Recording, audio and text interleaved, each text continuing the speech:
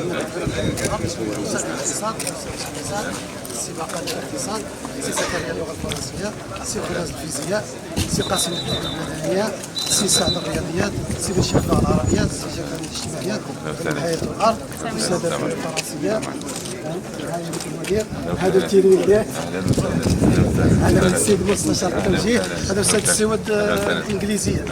مرحبا بشرف تفضل. الصفه ديال الاشراف قيمه المشروع 190,000 درهم، كان هدفه الى تنميه التفكير العلمي والمنطقي لدى التلاميذ عبر التعليم بالممارسه، يعني كاين ممارسه صفيه، كاين ممارسه خارج القسم، هذه هي اللي كنقول عليها واحد من الوليدات ديالنا.